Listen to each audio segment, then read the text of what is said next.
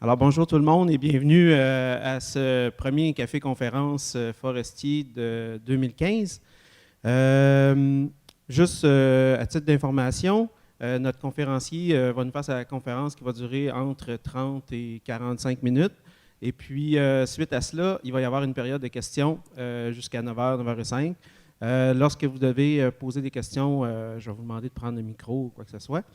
La présentation est filmée. Elle va être sur YouTube dans les prochains jours également avec la présentation de M. Tremblay. Donc, aujourd'hui, on parle de gestion du castor via la protection des ponceaux. On a la chance d'avoir un technicien en aménagement cinégétique et halieutique et trappeur professionnel depuis 40 ans. Donc, M. Tremblay est impliqué sur une base régulière au sein de la Fédération des trappeurs gestionnaires du Québec comme coordonnateur de projets spéciaux. Notamment, il a travaillé dans un projet de contrôle d'ours opportuns dans les régions de la Naudière et Laurentides. Et donc, M. Tremblay, je vous laisse la parole pour la gestion du castor via la protection des ponceaux. Merci. Merci. Tout d'abord, je voudrais remercier l'invitation, votre organisation de nous avoir invités, d'avoir invité la Fédération des trappeurs gestionnaires du Québec à venir livrer les résultats d'un projet qui s'est déroulé sur les 3 dernières années, soit en 2014, 2013, 2012. Okay? C'est un projet où, un peu comme on a dit en introduction, qui vise principalement à modifier les structures existantes pour assurer une gestion du castor. Ce projet-là, il a été financé par la CEPAC, par la Fondation de la faune, puis la CRE.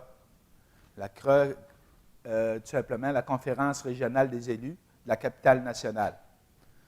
Fait que c'est sur le territoire, c'est malheureux, la province de Québec n'est pas représentée là, mais c'était l'idée. C'est tout simplement, ça s'est déroulé dans la réserve faunique de Laurentides. C'est un projet de 3 ans, comme je disais. La première année, en 2012, on a répertorié, on a fait l'inventaire des sites principaux, des principales places où il pouvait y avoir des castors. Le répertoire prenant en considération l'habitat, l'historique des lieux, l'environnement, la possibilité d'avoir du castor ou pas. Après ça, durant l'hiver 2012, on a rencontré le principal utilisateur ou gestionnaire du territoire qui s'appelle la CEPAC pour s'assurer, pour prioriser tout simplement nos interventions.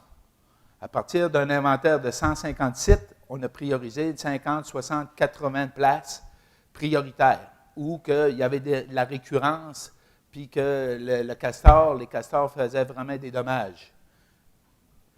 Ça fait qu'en 2013, qu'est-ce qu'on a fait? On a installé des systèmes, différents systèmes comme on a ici. On a retenu 4 types de systèmes. Okay? On n'a rien inventé, là. C'est tous des projets, c'est toutes des structures qui sont utilisées, qui ont été mises en place dans différents endroits, en Abitibi-Témiscamingue, dans le Bas-Saint-Laurent, en Outaouais. C'est toutes des choses qui existent déjà. Okay? Des cônes, des systèmes à tiges, des préborrages, des systèmes des cylindres, c'est toutes des structures, c'est toutes des expérimentations qui ont déjà eu lieu. Par contre, la Fédération des trappeurs a réalisé ces projets-là pour s'approprier les résultats, pour pouvoir exporter ces résultats-là, pour pouvoir inciter des changements. Parce que quelque part, le castor actuellement, il est un peu perçu comme un animal nuisible. Puis pour nous, pour la Fédération des trappeurs, c'est pas vraiment qu'est-ce qu'on désire. On veut changer cette notion-là d'animal nuisible à tout simplement un animal, tout simplement. Il ne faut pas oublier que le castor, c'est lui c'est à la recherche de la fourrure du castor que le développement de la Nouvelle-France s'est fait. Fait que c'est un peu ça. On veut rendre justice, on veut tout simplement redonner les lettres de noblesse au castor, tout simplement en arrivant avec des solutions, tout simplement, pour changer l'attitude. Fait qu'en 2012, on a fait le répertoire. En 2013, on a commencé à mettre des structures. En 2013, on a mis une trentaine de structures, puis on a incorporé pour le suivi une quinzaine de structures déjà existantes à la CEPAC, pour un total de 44 structures en 2013. On a passé au printemps 2014, on avait 42 qui étaient intacts, il y en avait 2 qui avaient été colmatés par les castors. 2 sur 44, ben, c'est un bon résultat. Puis on va les voir, on a su pourquoi que ces 2-là, ça n'avait pas marché. Puis en 2014, on a continué d'incorporer d'autres structures pour un total de 85 structures à la fin de 2014. Aujourd'hui, c'est ça que je viens vous présenter. Je viens vous présenter tout simplement des pistes de solutions, des aménagements qui sont possibles pour essayer de contrer l'ingéniosité ou l'aspect nuisible du castor. Fait qu'on va voir 4 types d'aménagements. Puis la présentation va aussi couvrir l'aspect financier de ces structures-là, puis l'aspect réglementaire. Fait que le premier système qu'on a utilisé, c'était des cylindres. On voit ici là, que le cylindre, normalement, qu'est-ce qu'on essaye? On essaye de le limiter à un maximum d'1 mètre de diamètre. Parce que qu'est-ce qu'on voit ici? Là? Il y a une charnière, une penture, puis si on veut favoriser tout simplement l'entretien du système, ben, il faut tout simplement le basculer pour effectuer un flush. Fait que l'espacement des broches ou des barres est de 15 cm, à peu près 6 pouces. On le peinture en rouge pour qu'il soit visible, parce que quelque part, vous allez voir, là, il n'y a pas de système parfait. OK? Au départ, je vous dis que ça a marché à 42 sur 44. Ben, c'est la réalité. On est quand même en nature. Là, il y a toujours des castors qui vont essayer. Puis l'idée, principalement de l'idée, c'est d'éviter qu'ils bouchent, qu'ils colmatent l'entrée du tuyau ou l'intérieur du tuyau. Fait que si le castor arrive et qu'il va colmater ici, ben, on va être capable de tout simplement le flusher. Tandis que s'il est colmaté en plein milieu du tuyau, ben, ça va être pas mal plus dur. Fait qu'on met l'accent sur la charnière, sur une peinture forte, pour tout simplement favoriser le flush. Puis ici, on voit que les castors se sont installés, ils ont commencé à s'installer un peu plus loin. C'est l'idée. L'idée là, du projet, ce n'est pas d'éliminer le castor. C'est tout simplement mettre des obstacles, lui rendre la vie un peu plus dure. Tout simplement, ça fait qu'il va continuer. Le castor, c'est comme n'importe quel autre animal, il est opportuniste. OK? Ça fait que s'il voit qu'il y a de la facilité à boucher une calvette, à boucher un tuyau, il va le faire. S'il voit que c'est difficile, bien, il va passer tudouette. Il va s'installer plus en amont ou plus en aval. Ici, on le voit que ce n'est pas un système parfait. Par contre, comme on disait tantôt, si on a 42 sur 44 qui marchent, bien, je pense que, puis on a mis l'accent vraiment sur des places où que le castor, il y avait des récurrences, où il y avait vraiment là, il était régulier, il s'installait quasiment à tous les ans, bien, je pense que c'est pertinent. Ici, selon moi, je ne connais pas l'histoire de ce site-là, selon moi, il y a eu de la tolérance. Il y a eu beaucoup de tolérance, puis c'est un peu ça aussi, c'est d'attendre, s'assurer de la circulation de l'eau, OK? Pour éviter qu'elle fasse de l'érosion sur le système routier. Puis, en fonction tout simplement de la tolérance, on peut tout simplement tolérer jusqu'à l'automne pour que les trappeurs puissent passer puis les capturer. Tu n'es pas pris à la dernière minute, une fin de semaine, avec un tuyau qui est bouché en plein milieu, puis qu'il y a de la pluie, puis qu'il y a de l'érosion, puis la route part, etc. Fait qu'ici, quand même, ça prolonge, l'idée d'installer un cylindre semblable, ça peut prolonger tout simplement ou favoriser d'attendre pour le déblocage. Donc, pour ce type de cylindre-là, c'est rouge, une charnière, pas plus qu'1 mètre de diamètre, parce qu'il faut comprendre qu'il faut qu'on le bascule, puis si c'est trop pesant, bien, ça ne marche pas. On poursuit un deuxième système qui, lui, est plus polyvalent. Il n'est pas limité à maximum 1 mètre. On va le voir ici, là. Ça peut être plus court, ça peut être plus grand. C'est un système à tige qui est utilisé beaucoup, beaucoup en Abitibi, probablement dans d'autres régions, mais c'est un copier-coller, si on veut, de l'Abitibi. Ici, on voit qu'on l'a adapté tout simplement à un TTO, un tuyau de tôle ondulé de moins d'1 mètre. Mais on a tout simplement, ici, on a installé des barrières pour s'assurer que le castor ne l'obstrue pas n'ait pas de la facilité à l'obstruer. On le voit très bien, le système. C'est un système d'à peu près d'1 mètre de hauteur, OK? Avec des tiges qui vont tout simplement assurer, des tiges filetées de chaque bout qui vont tout simplement assembler la structure. C'est des pins qu'on a soudés tout simplement, comme on a ici, OK? Fait que la structure est composée tout simplement avec des poteaux de pancarte, où qu'on a à tous les 2 trous, qu'on a agrandi les trous, puis qu'on va tout simplement passer. Ça fait qu'on a le haut, puis on va avoir un autre poteau ici en bas, puis les deux vont être reliés à leur extrémité avec des tiges tout simplement pour assembler le tout. Ça fait que il faut prévoir des tiges de différentes longueurs, parce que des fois, le sol va permettre, ou le sol ne sera pas vraiment en ligne droite. Ça fait qu'on va avoir des tiges d'1 mètre, des tiges d'1 mètre .2, 1 mètre .4. Puis on va avoir des ancrages ici, tout simplement, pour s'assurer pour pas que ça bouge. Par contre, rien que le poids de la structure peut être suffisant. Il faut penser aux glaces aussi. Puis c'est important de garder toujours une distance d'à peu près 6 pouces ou de 15 cm, entre les deux pour permettre la libre circulation du poisson. Puis éviter aussi le colmatage naturel, là, les feuilles, puis qu'est-ce qui peut circuler dans l'eau. On voit ici, tout dépendant de la géographie des lieux, on va tout simplement mettre des grillages pour s'assurer vraiment, là, pour que ce soit bien étanche, pour éviter que les castors passent à côté, contournent le système. Dans un autre environnement. Puis, je disais tantôt que c'est polyvalent. On voit ici là, qu'on a tout simplement, il y avait une roche. Ça fait qu'au lieu de le faire en triangle, on a tout simplement là, contourné la roche, on l'a fait en rectangle, tout simplement. Avec une base, toujours la même chose, puis avec des différentes tiges, puis on l'a assemblé, là, ou vraiment là, marié, si on veut, avec le système. Ici, c'était un tuyau, une calvette qui était vraiment abîmée.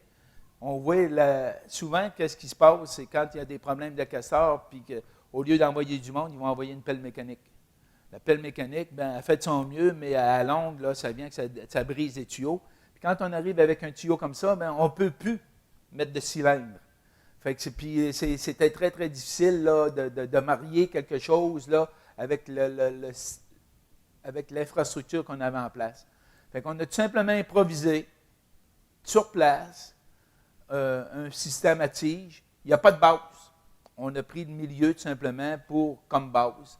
OK, on peut dire ici, là, la seule base qu'on a, c'est ici, mais le reste, on l'a marié avec l'environnement. C'est ça que je disais tantôt, c'est quand même polyvalent. Puis, ça fait quand même un système qui est à l'épreuve des castors. Le castor, quand il va arriver là, il n'y aura pas de facilité. C'est facile à comprendre que lui, là, la facilité, il va tout simplement s'installer plus en amont ou plus en aval quand il va rencontrer des systèmes semblables. Ici, facile d'installer, ça prend à peu près 1 heure. Tu mets ça dans le camion, tu peux avoir 4, 5, 6, 7 systèmes. Puis en fonction de la géographie ou de la géographie des lieux ou de la dimension du tuyau, on va l'adapter. De base, on faisait des systèmes de 4 pieds par 8 pieds parce que les tiges avaient 8 pieds. Mais on arrive sur place avec nos tuyaux, pas nos tuyaux, mais avec nos tiges, puis on le monte. Fait que ça prend tout simplement, comme je vous montrais tantôt, des poteaux de pancarte. On agrandit les trous. On a des pins de différentes longueurs, 1 mètre, 1 mètre .2, 1 mètre .4, puis en fonction tout simplement du relief ou de la possibilité de rentrer sur place. Puis ça, c'est 1 mètre normalement, près d'1 mètre. Ça peut être plus ou moins 1 mètre, là, mais quand même. Ça fait que c'est un système qui est très, très efficace et intéressant. Un autre système, un troisième système, c'est le cylindre. Le cylindre, on comprend vite que c'est tout simplement un prolongement de notre tuyau. OK? On va jusqu'à 12 pieds, 3-4 mètres normalement, là, on va pour vraiment s'assurer. Puis qu'est-ce qui fait son efficacité? Bien, c'est le volume. On peut s'imaginer qu'un castor qui arrive ici, ben, quand il va avoir tout ça à recouvrir, il va s'être découragé avant, puis il va continuer son chemin. C'est l'idée, d'ailleurs. On l'a encore sous un autre angle. Ici, on a rajouté on appelait ça des fourchettes, tout simplement, pour s'assurer que la structure soit solide, puis on fait des ancrages aux extrémités. Puis on marie bien ou on attache bien le cylindre à la calvette, au tuyau, tout simplement, pour s'assurer, tout simplement, qu'avec les glaces, avec le temps, qu'il ne soit pas dérangé. Une même structure, ici, on voit que plus ou moins... ça dépend ça dépend tout simplement du gauge ou du calibre de broche. Ici, on a rajouté une ossature, vraiment un squelette tout le long, parce qu'on avait probablement, avec on dirait ici, là, comme des côtes, ou vraiment une structure, là, comme une cage thoracique, si on veut, au grillage. Par la suite, on a trouvé des grillages un peu plus solides, avec un calibre 6. Moi, j'appelais ça du 6-6-6. C'est un calibre 6, 6 pouces de côté, 6 pieds de large. On en mettait 2 pour faire 12 pieds de long. OK?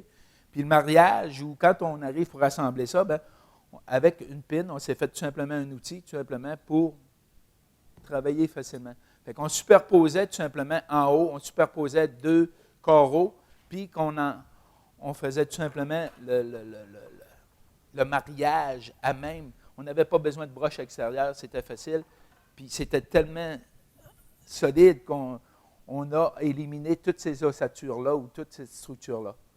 On l'a dans un autre environnement. On voit que c'est un environnement à castor, là. On voit qu'il est bien fixé pour s'assurer qu'il ne bouge pas.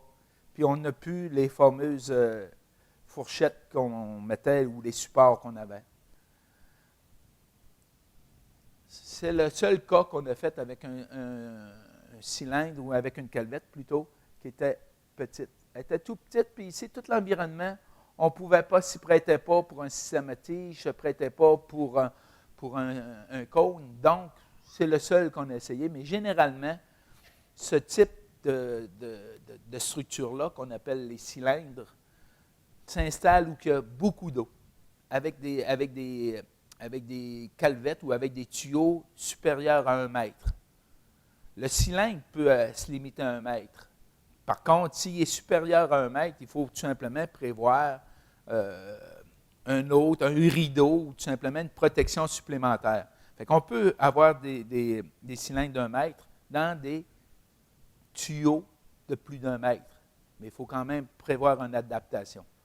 On va le voir un petit peu plus loin. Mais ici, il était inférieur. C'est le seul cas qu'on a fait avec un tuyau, une calvette inférieure à 1 mètre. Pour plusieurs systèmes, on s'est aperçu, à l'automne, on avait 85 systèmes, il y en avait 84 qui avaient performé, il y en avait un qui n'avait pas performé l'automne passé. C'est parce que le castor avait passé du côté aval, puis avait été colmaté à l'intérieur. Fait que quand le débit d'eau est lent, c'est important de penser à une protection du côté aval. C'est sûr que la plupart du temps, pas la plupart du temps, tout le temps, nos structures sont mises du côté amont. Par contre, il ne faut pas négliger le côté aval aussi. Fait qu'on met tout simplement, on appelle ça un bouchon. Ça peut être rien qu'un grillage à moitié ou puis à penture que tu vas seulement retenir de chaque côté pour éviter que le castor vienne du côté aval, puis qui va permettre un flush si jamais il y a des motons ou si jamais tu flushes de l'autre côté, qui va permettre tout simplement la libre circulation des débris. Mais c'est important de garder en tête que le castor peut arriver de ce côté-là puis colmater quand le débit est lent ou paresseux. Fait que ce que je vous disais tantôt au niveau du montage, c'est assez facile. Ça se fait sur place. On arrivait avec notre rouleau ou un demi-rouleau ou un quart de rouleau en fonction. On avait toujours plusieurs mètres de rouleau à l'intérieur du pick-up avec des tiges. Puis on se promenait encore une fois, puis en fonction tout simplement de la géographie des lieux, on montait sur place le grillage, le cylindre de grillage. Ça prend à peu près 1 heure en tout et partout, monter 2 cylindres de 6 pieds à peu près pour faire un montage de 12 pieds. Ici, c'est un cylindre qui a 12 ans d'âge, 10-12 ans d'âge, qui a été installé par la CEPAC à l'époque. C'est des sédiments. Et quand ils l'ont installé, il y avait 2 mètres d'eau à l'extrémité ici. Ils l'ont installé en chaloupe avec une embarcation. Puis tous ces sédiments-là n'existaient pas. C'est sûr que ça s'est accumulé au fil des années. Puis, qu'est-ce qui fait qu'ils ont été tolérants? C'est que du côté aval, ils ont fait des aménagements, des frayères. Puis, ils ne peuvent pas se permettre vraiment là, de favoriser un gros flush. Fait qu'eux autres, là, je ne sais pas si vous avez déjà vu des frayères aménagées. C'est tout simplement, ils l'ont fait avec des chaudières de roches, de petites roches rondes, là, de ces grosseurs-là, de la grosseur des doigts, du bout des doigts, pour favoriser tout simplement la frayère la fraie des salmonidés, la truite mouchetée, entre autres. Ça fait que, et puis on fait des seuils aussi. Ça fait que si ils font trop un gros flush aussi, ils favorisent simplement, quand les castors colmatent ici, puis qu'ils enlèvent tout ça, il va y avoir un gros flush d'eau, puis qu'est-ce qui va se passer? Ils vont perdre tout simplement leur aménagement plus bas. Fait qu'on peut comprendre que, tout simplement, ils vont faire un entretien ici très, très parcimonieux du secteur pour éviter. Mais c'est quand même un secteur qui a 10-12 ans d'existence. C'est quand même une structure qui a 10-12 ans d'existence. Donc, on voit que ça performe, là. OK? Puis, le castor est là d'année en année. Le castor va venir pour tenter de boucher ça. Pourquoi qu'il bouche? C'est un réflexe, c'est un besoin. Il n'y a pas nécessairement besoin de monter le niveau de l'eau, le castor. Il va tout simplement y aller parce qu'il va entendre l'eau couler, puis ça va être un réflexe naturel qui va aller boucher tout simplement. Dans certains cas, il va avoir besoin d'une élévation d'eau dans des ruisseaux. Mais sur un plein d'eau, comme ici, là, on ne le voit pas, ce plein d'eau-là, mais c'est un bon volume d'eau, 15 ou 20 acres à peu près, selon moi, qu'est-ce que je peux... une estimation rapide. Il n'y a pas nécessairement besoin d'élever le niveau d'eau. Il reste là, mais il va venir tout simplement, par habitude, venir colmater tout simplement. Puis, mais là, il ne peut pas. Puis qu'est-ce qui est important de comprendre là, c'est qu'il ne bouche pas le tuyau à l'intérieur. Puis c'est ça qu'on vise, éviter qu'il bouche le tuyau à l'intérieur. Quand un tuyau est bouché à l'intérieur, c'est vraiment d'ouvrage à déboucher. Il n'y a pas de système parfait là. Je ne vous dis pas d'installer des cylindres, des systèmes à tiges, des cônes, puis que ça va marcher, vous allez éliminer tout. Non. Ça prend de l'entretien, il y a toujours de l'entretien, mais l'entretien est beaucoup plus facile si on met des structures semblables. Un autre type, un quatrième type de structure ou d'aménagement, c'est tout simplement les pré-barrages. Les pré-barrages, l'importance, ça fait qu'on a vu avec les cônes, c'est 1 mètre. Avec les systèmes à tiges, il n'y a pas vraiment de limite.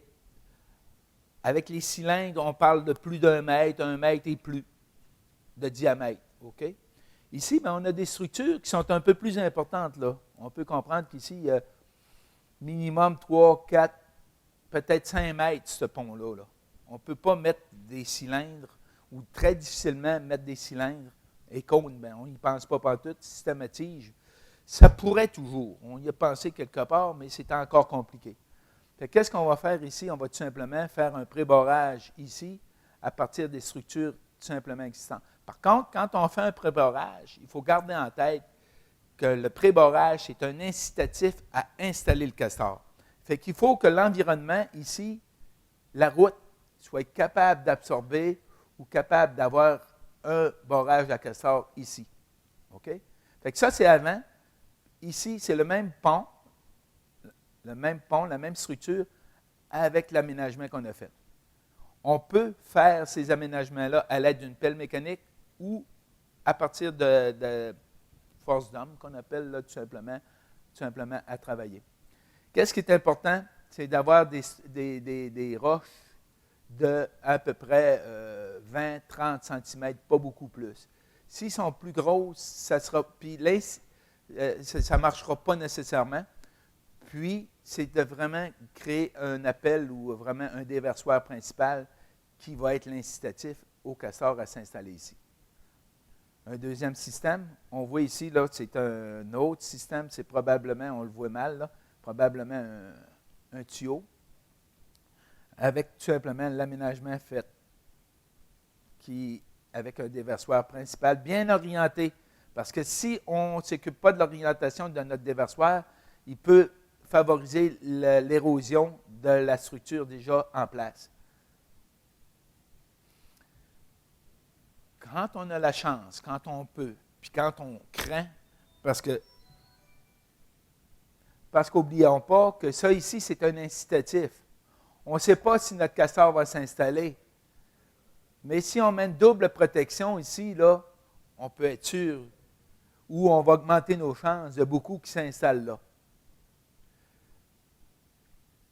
On poursuit. Ici, ça, c'est sur la route des Écorces, Rivière aux Écorces, dans la réserve faunique des Laurentides.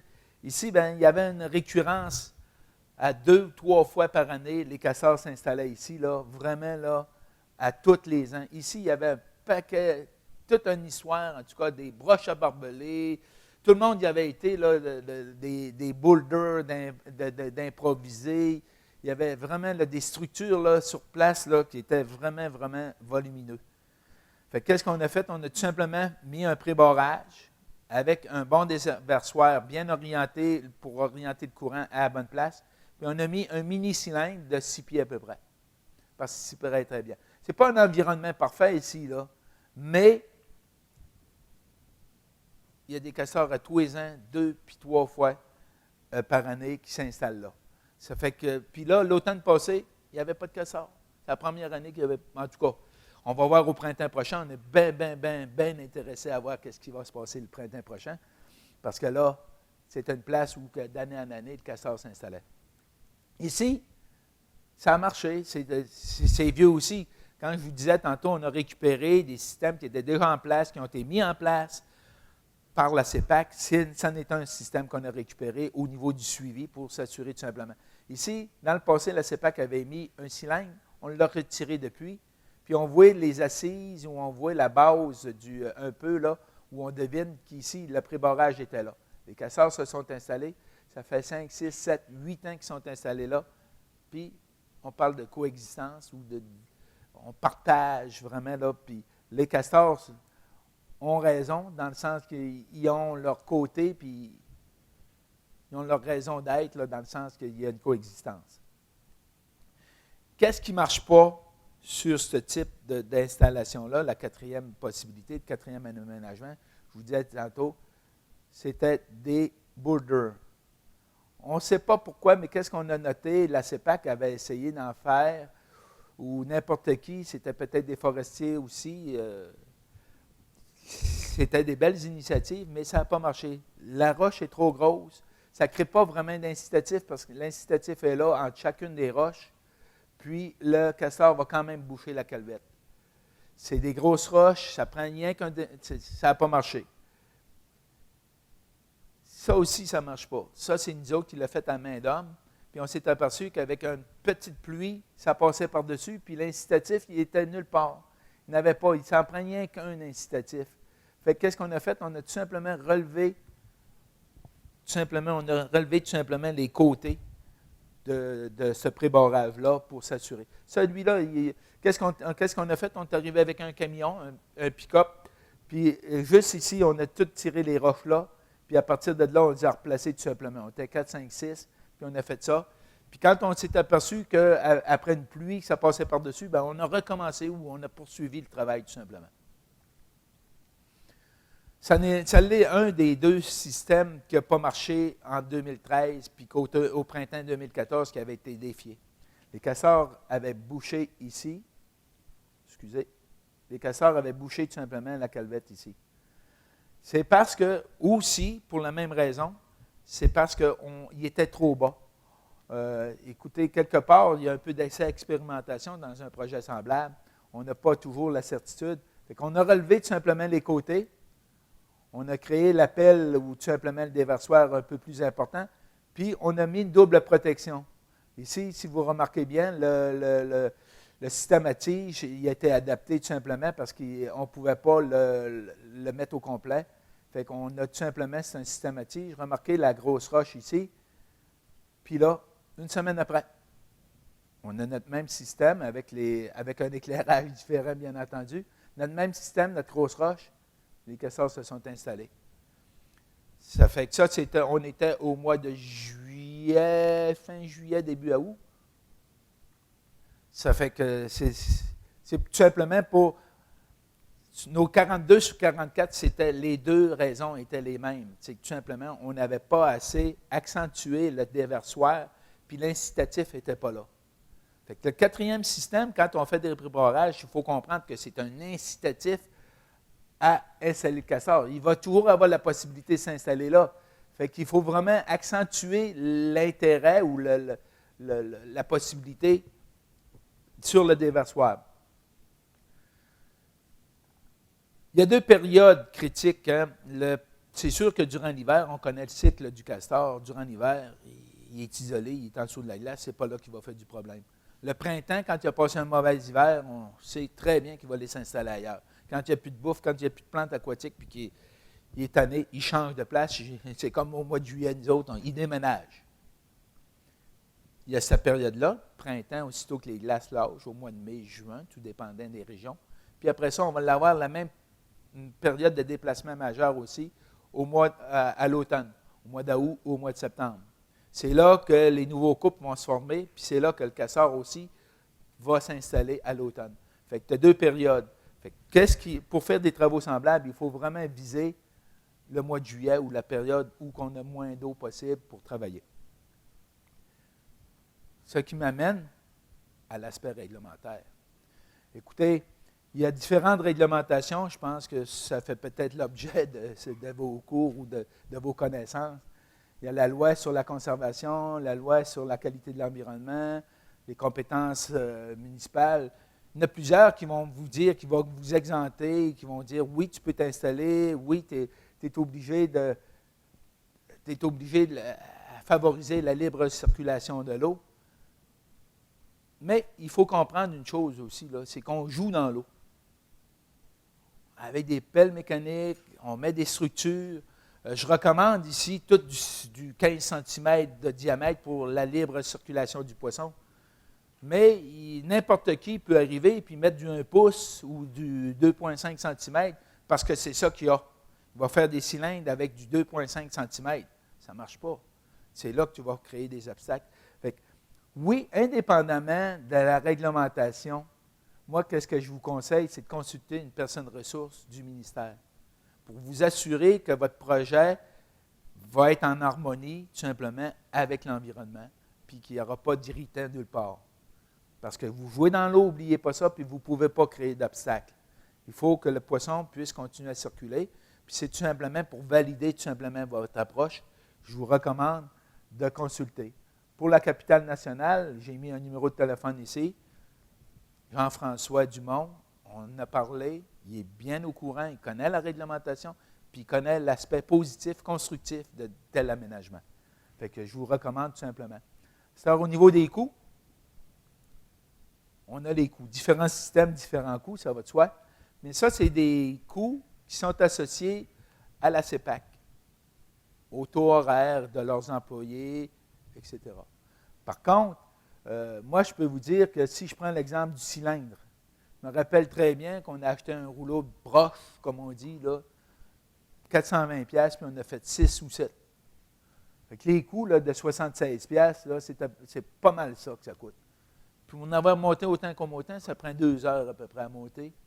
1 heure à monter, je disais, puis peut-être une demi-heure, 1 heure à installer. C'est pas mal ça. Fait qu'indépendamment que pour souder, parce qu'il y a de la soudure ici, indépendamment de la machinerie qui peut coûter des coûts, c'est moins dispendieux, selon moi, que faire l'entretien d'un ponceau. Je rencontrais l'été passé, j'étais à titre de personne ressource, je travaillais avec la MRC de la Jacques-Cartier ici en arrière, puis j'ai rencontré un employé de la municipalité qui avait des problèmes de castor. Puis il disait qu'à tous les 15 jours, il faisait venir une machinerie pour débloquer tout simplement parce qu'il ne connaissait pas d'autres alternatives.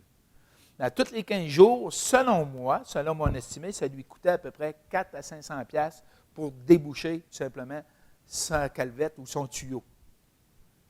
S'il avait mis un système, peu importe, un pré-barrage ou tout simplement, parce que moi, qu'est-ce que j'aurais favorisé dans ce cas-là? Je pense qu'il y aurait eu une économie quelque part, puis il n'aurait pas eu besoin d'en revenir 2, 3, 4, 5, 6 fois pour régler son problème de castor.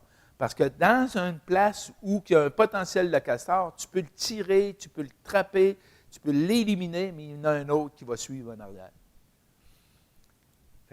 En fait, c'est une solution proactive qui est peu coûteuse. Je parlais encore hier soir, parce que je voulais valider certains coûts avec un homologue, si on veut, en Abitibi-Témiscamingue.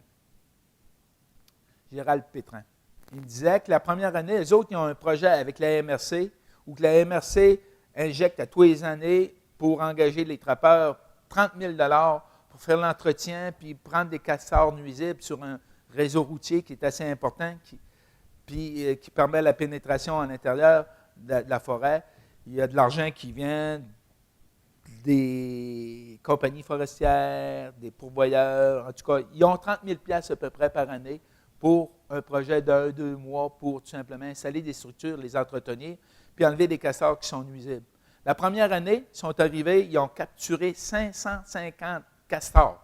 Je pensais que c'est 450, il m'a dit 550 castors, parce qu'ils étaient nuisibles. Puis, avec le temps, ils ont installé des structures. Ils ont à peu près 150 structures en place actuellement, puis ils capturent, cette année, ils ont capturé 50 à 60 castors. C'est un bénéfice net pour la ressource. C'est une forme de gestion qui est importante, là. Mais c'est plus que ça. La MRC injecte 30 000 puis ils disent qu'à tous les ans, ils économisent 100 000 en considérant l'injection d'argent. Écoutez, je ne ferai pas de morale à personne. On sait que quand on a un système routier puis qu'il faut l'entretenir puis que les castors bouffent les calvettes puis qu'on retarde le moindrement, on sait que changer un tuyau un samedi ou un dimanche, le 24 de juin ou le 1er juillet, ça coûte cher. Puis, on sait aussi, au-delà de tout ça, qu'est-ce qui est encore supérieur à tout ça, c'est il y a des notions de sécurité publique aussi. En pleine nuit, quand tu arrives dans un trou, ça ne marche pas. Une fin de semaine où il y a beaucoup d'achalandage, laisser du monde de l'autre côté, des villégiateurs, des cueilleurs, il n'y a rien de bien intéressant. Tu es obligé, il y a quelqu'un quelque part qu'il faut qui repare le système routier pour faire sortir le monde. Les pourvoyeurs, il y a une économie associée au système routier. Les pourvoyeurs, l'exploitation de la foresterie, etc., les cueilleurs, ils ont besoin de circuler, puis c'est un acquis pour nous autres. Ici, on voit que c'est un vieux barrage à castor immense, comme rarement j'ai vu. On voit que tout cet environnement-là, c'est peut-être, je ne sais pas, 200-300 mètres, 400 mètres. Le barrage, l'eau n'était pas importante. Regardez le débit d'eau qu'il y avait ici, il était négligeable. C'est sûrement au fil des années que les castors se sont installés là, puis qu'ils ont vécu là. Le barrage lui-même, il était près de 2 mètres. Normalement, la première année, après 2-3 ans, il y a moins de bouffe, ils vont monter avec le temps. Puis il va y avoir une cascade de petits barrages ou d'autres barrages secondaires pour appuyer tout simplement. Ici, il y a eu des castors qui sont partis. Quand ils sont partis, ils ont arrêté d'entretenir leur barrage, il n'y avait pas de contrat. Puis c'est ça que ça a donné. Quand le flush, quand le barrage a cédé, c'est ça que ça a créé. C'est sûr que c'est une perte au niveau environnemental, parce qu'avant que le temps réétablisse tout ça, avant que le temps, redonne un environnement qui soit appréciable, ça va prendre du temps. Mais en bas aussi, il y avait une route. La route est partie. Il y avait aussi des résidences. Le terrain de la madame était parti et elle n'était pas bien contente. Il y a des actions qui sont prises suite à ça.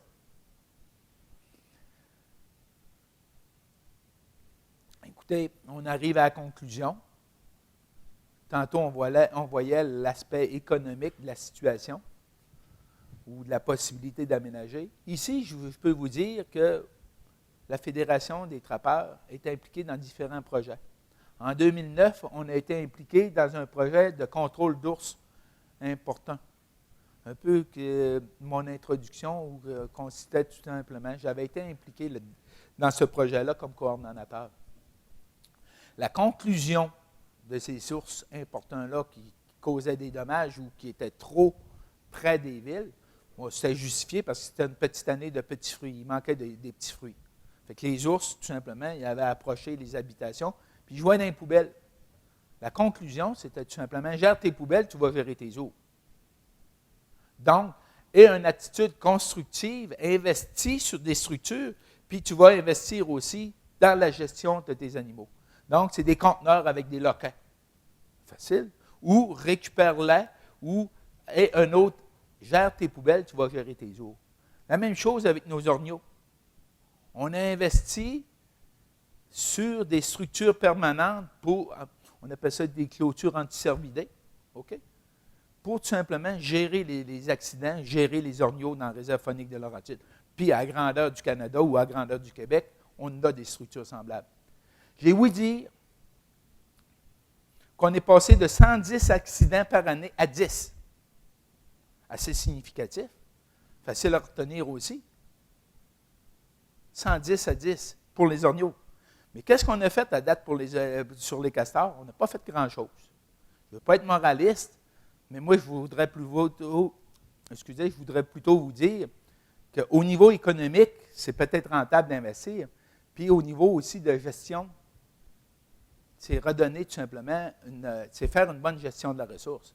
C'est un autre type de structure pour tout simplement s'assurer que les orgnaux ne passent pas la barrière. OK? Tout ce système-là, je pense que plusieurs d'entre vous connaissent ça. Les orgnaux, quand ils passent dessus, ils n'aiment pas ça. Ça ballotte, puis ils évitent ça. Fait qu'on peut tout simplement cohabiter, passer sans avoir des barrières d'irritants, puis faciliter. On peut trouver des solutions pour la gestion, puis pour la cohabitation avec les animaux. Parce que le castor, quand même, là, il mérite un peu plus qu'être un animal nuisible. Finalement, qu'est-ce que je vous propose? S'il y en a qui sont intéressés, c'est la dernière. S'il y en a qui sont intéressés à en savoir plus ou aller vraiment sur le terrain, je vous propose un transfert de technologie. Ceux qui sont intéressés, ça peut être à mi-juin, mi-juillet, on n'a pas de calendrier d'établi. Simplement, il y a un point de chute qui s'appelle la FEDE, Fédération des trappeurs gestionnaires du Québec, ou communiquer avec Philippe. Puis, lui va pouvoir va prendre les demandes, puis en fin de compte, on va ajuster le calendrier tout simplement.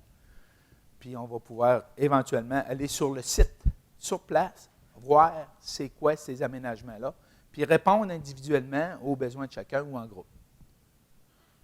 Fait que la présentation est complète. Sinon, je suis disponible pour les périodes de questions, puis même, je vais rester ici après les délais. Merci. Bien, merci beaucoup, M. Tremblay. Une bonne main d'applaudissements. Merci. C'est vraiment très intéressant. Donc, j'invite les gens qui désirent poser des questions de lever la main. La seule chose, c'est il faut que vous preniez le micro pour que ce soit enregistré. Donc, est-ce qu'il y a des questions pour M. Tremblay? Oui. En passant, il y a des brochures en arrière là, où la présentation est à l'arrière. Oui. Bonjour, M. Tremblay. Félicitations pour votre présentation. Merci. Très intéressant. Mais vos systèmes de protection des infrastructures, est-ce qu'ils sont toujours accompagnés d'un système de contrôle du castor? Je pense que c'est essentiel qu'il y ait toujours des trappeurs qui fassent la collecte pour contrôler la population. Sinon, à long terme, avec l'augmentation exponentielle de la population des castors, ça ne donnerait pas grand-chose, j'ai l'impression. Effectivement. En fait, la Fédération des trappeurs trouve son compte là-dedans parce que ça fait plus de castors, mais les trappeurs vont exploiter annuellement leur territoire ou les sites, puis ils vont récolter les castors. Puis, définitivement, nous, à la base, quand on donne un cours, on favorise toujours l'exploitation des castors les plus près possible du réseau routier, ceux-là qui sont en conflit avec l'homme, avec les infrastructures existantes. Personnellement, quand je commence ma saison, je vais voir les villégiateurs ou les utilisateurs du territoire, puis je leur demande s'ils ont des problèmes de coexistence avec les castors, si ça les dérange ou pas. Il y a bien du monde que même si le castor va favoriser un milieu favorable pour l'orignal, ils ne toléreront pas parce qu'ils vont vouloir passer avec leurs 4 roues, puis il va y avoir trop d'eau. Mais oui, on favorise toujours l'exploitation du castor. Mais qu'est-ce qu'on veut? On ne veut pas qu'il soit récolté au mois de juillet puis au mois d'août. Qu'est-ce qu'on vise toujours? C'est retarder le plus possible. Un peu qu'est-ce qu'on a vu avec la première image, avec le cône, c'est qu'on va retarder simplement pour récolter le castor par la suite. Puis après ça, on va tout simplement défaire le barrage ou le barrage fait par les castors. Malheureusement, il y a des années que les trappeurs n'en veulent pas. Comme cette année, d'ailleurs, les prix étaient vraiment à terre. Une autre petite question. Vos pré-barrages, ça doit, si ça encourage la construction d'un barrage par les castors, ça doit être quand même problématique pour le chemin. Parce que s'il s'appuie sur le chemin, il arrive un coup d'eau important, là, puis on en connaît des puits très importantes là, ces dernières années. Ça peut être quand même problématique, ce genre de barrage-là. Là. OK. C'est intéressant. Tantôt, je ne l'ai peut-être pas assez insisté. C'est que quand on prévoit faire un pré-barrage, il faut vraiment s'assurer que la route, la structure existante, les assises de la route le permettent.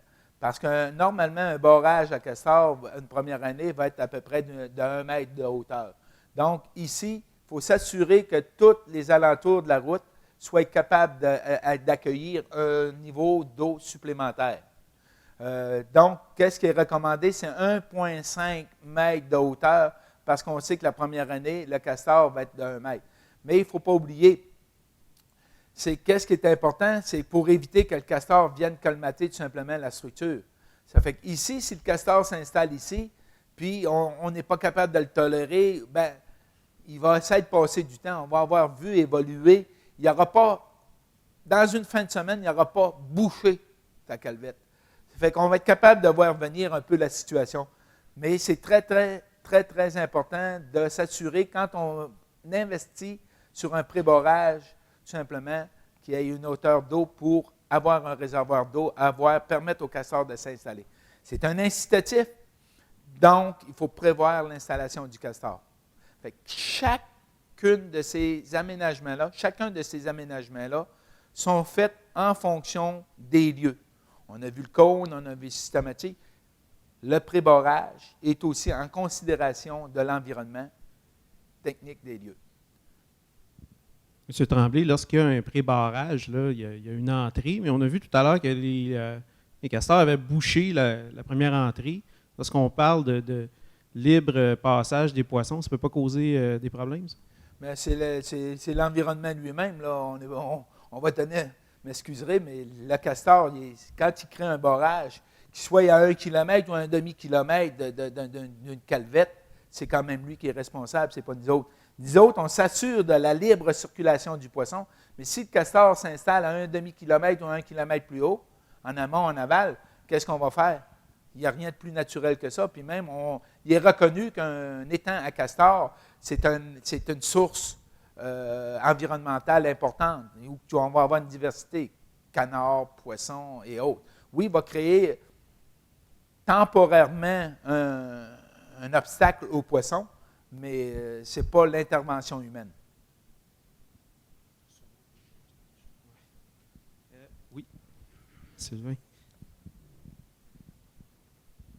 Merci pour la présentation. En fait, les infrastructures que tu as présentées, là, les 3 premières infrastructures, très intéressantes parce qu'effectivement, on a besoin de ce genre de structure-là pour limiter l'installation du castor. Mais par contre, pour tes pré-barrages, ce que tu nous montres comme pré-barrage, à mon avis, c'est dans le cadre réglementaire actuel, c'est tout à fait illégal. Il n'y a absolument aucune raison pourquoi ça pourrait être toléré. On n'a pas le droit de modifier le lit d'une rivière. Puis même la loi sur la qualité de l'environnement te l'interdit. Fait que sur un point de vue légal, moi, je suis assez certain que c'est... peut-être que tu as eu une dérogation, là, mais je ne vois pas comment ça peut être légal de faire des pré-barrages comme ceux-là. Mais à la base, j'aimerais bien savoir comment ça se fait, quelles sont tes observations, puis comment tu fais pour dire que les pré-barrages faits à partir de gros blocs, parce que ça, c'est ce que les forestiers font depuis de nombreuses années. C'est comme ça qu'on a été formés, puis c'est comme ça qu'on croit, ou du moins, je ne sais pas d'où vient l'idée, mais ce que nous, on considère être un pré-barrage, c'est des gros blocs qui ne modifient pas le lit de la rivière, mais qui font plutôt créer des obstacles. D'après quelles observations tu as pour nous dire que c'est fonctionnel ou pas? En fait, les castors s'installent dans le tuyau, s'installent plus, s'installent pas. Qu'est-ce qui fait qu'on sait que ça marche ou pas? En fait, c'est ça l'idée. OK. 2 questions. La première, pour répondre, ici, j'ai le règlement relatif à l'application de la loi sur la qualité de l'environnement, section 1. Projet soustrait à l'application de l'article 22. Je l'aurai pour consultation. Le contrôle de niveau d'eau en présence d'un barrage à castor, l'installation d'un pré-barrage pour le castor, le démantèlement d'un barrage à castor. Mais les pré-barrages que nous, on sait ou qu'on a déjà eu l'autorisation, c'est des gros blocs, c'est pas des... Non, ça, c'était au niveau de l'installation d'un pré-barrage. OK? À ça, pour la deuxième question, sur quelle base que je me base pour dire que des gros blocs, c'est moins performant que des petites roches? J'ai une banque de photos qui montre 3 ou 4 sites où il y a des boulders, des gros blocs, puis qui sont inondés, puis que c'est la calvette qui est bouchée. C'est sûr que ce n'est pas scientifique. Je ne sais pas pourquoi que des grosses roches, je l'ai dit un peu pourquoi tantôt, je le redis, je ne sais pas pourquoi. J'ai l'impression que l'incitatif n'est pas vraiment concentré en une place. Chacun de ces gros blocs-là fait un petit incitatif, puis tu en as un autre qui est ici, qui s'appelle la calvette, qui est principale, puis que s'il règle, il règle tout. Peut-être que je ne peux pas l'expliquer, c'est rien qu'un constat visuel. C'est pour ça que qu'est-ce qu'on a vu, nous autres, qu'est-ce qu'on voit, nous autres, qu'est-ce qu'on a vu sur le terrain, puis qu'est-ce que la CEPAC a installé, c'est des petites roches, c'est tout simplement. Puis on s'est corrigé parce qu'on n'a pas pensé que le niveau d'eau allait changer. Il faut vraiment accentuer la pente pour avoir rien qu'un déversoir. C'est un essai expérimentation basé sur des observations. Ce n'est pas scientifique. Je te donne raison en partie ou autant que tu voudras. C'est qu'est-ce qu'on a vu, puis j'ai une banque de photos pour appuyer ce que je te dis. Puis as-tu des photos qui démontrent que des pré-barrages faits de cette façon-là, les castors, il n'y en a pas qui vont s'installer aussi dans le tuyau, comme pour les boulders? On en avait 2. C'est 2 pré-barrages. Finalement, tu as 2 preuves qui disent que l'un est bon, l'autre puis tu as 3 preuves que l'autre est bon aussi. Ouais. Peu importe, fait que finalement, le poids, c'est plus de l'impression. En fait, ce que tu nous donnes c'est des bons commentaires, puis c'est important, mais l'idée, il faut faire attention de mettre de l'avant des idées qui ont été testées il y a 1 an, puis qu'on a des conclusions préliminaires, parce que pour l'instant, moi, ça me semble, sur un point de vue logique, là, c'est que c'est difficile pour le poisson de justifier qu'on maintient une libre circulation, puis qu'en modifiant le lit du cours d'eau, on ne peut pas faire ça. Légalement, là, tu as beau dire que pour le ministère de l'Environnement, on n'est pas assujetti à la loi sur la qualité de l'environnement, mais j'ai l'impression qu'on ne parlait pas dans les règlements de pré-barrage comme tu les fais, comme ça. À mon avis, si on en discute, moi, je suis pas mal certain que les gens du ministère de l'Environnement ne seront pas d'accord avec ça, surtout pas MPO, ministère Pêche et Océan, qui a son mot à dire par rapport à la libre circulation du poisson. On n'empêche pas, ici, on a un naturel, là, on n'empêche aucunement la libre circulation du poisson, selon moi. À faible débit, probablement. Excuse? À faible débit, probablement, en d'étiage. Parce que ça dépend où tu prends la photo. Mais peu importe, il reste que une des problématiques qu'on a, c'est pas tant que les poissons. Le castor s'installe aussi sur le bord des chemins parce que nos ponceaux sont trop petits. Ils n'ont pas été bien dimensionnés, puis ils sont mal installés. Ça aussi, c'est la raison principale pourquoi ils s'installent. Fait à défaut de remplacer des ponceaux puis de faire une bonne job de gestion des cours d'eau puis des ponceaux, ben, au moins, on peut installer des pré-barrages. Ben, pas des pré-barrages, mais moi, les structures que tu nous suggères là, je trouve que c'est une très bonne expérience. Les pré-barrages, j'ai tendance à croire qu'il faut peut-être être plus judicieux dans la façon de diffuser les résultats. J'ai mon petit bémol par rapport à ça, là, mais on pourra en rediscuter. Des bons commentaires. Par contre, qu'est-ce qu'il faut faire attention? C'est des résultats préliminaires. Ils vont l'être, je pense, pour le restant, parce que la CEPAC va repasser en 2015, en 2016, en 2017, puis il va y avoir des suivis qui vont se faire à tous les ans. C'est des observations. On a observé que les rats, ça fait que si je ne veux pas revenir puis je ne veux pas répéter ce que j'ai dit, je ne veux pas attaquer non plus. Qu'est-ce qu'on a observé? Je vous donne tout simplement l'information. C'est peut-être intéressant aussi de l'essayer. Qu'est-ce qu'on sait, puis qu'est-ce qu'on a la certitude? Ça ici, c'est fait de main d'homme. Puis quand on a une pluie, il n'y a plus d'incitatif. Tout ça, ça passe par-dessus. Fait qu'on sait qu'on s'est trompé dans ce cas-là, qu'il fallait relever tout simplement les côtés pour accentuer le débit dans un déversoir. Selon moi, puis en consultation avec d'autres personnes du milieu, on n'empêche pas la libre circulation du poisson. D'autres questions? Donc, s'il n'y a pas d'autres questions, M. Tremblay, on vous remercie beaucoup de votre présence. C'est un sujet à suivre. Peut-être qu'il y aura un suivi à faire là, sur les installations, là, les pré-barrages, puis tout ça. J'imagine qu'il y aura un suivi dans le temps qui va être fait. Donc, merci beaucoup. Bonne main d'applaudissements, s'il vous plaît, pour M. Tremblay. Et puis, donc, l'Ordre des ingénieurs forestiers, l'Institut forestier du Canada et l'Association des étudiants gradués en foresterie vous remercie grandement. On a un petit cadeau pour vous. Là, il va y avoir Alice qui va venir vous porter ça. Pour ma part, je vous invite le 17 février prochain à une conférence de l'ingénieur forestier et ingénieur Greg Paradis qui va porter sur la possibilité forestière, qui aura pour titre « Possibilités forestières et consommation industrielle, risques de rupture et opportunités de collaboration ». Donc, connaissant notre collègue Greg Paradis, il y aura sûrement beaucoup de discussions lors de cette conférence. Donc, je vous invite le 17 février prochain. M. Tremblay, encore un gros merci pour votre présence aujourd'hui. C'est moi qui vous remercie pour l'invitation. Merci beaucoup. Alors, au 17 février prochain, tout le monde, merci.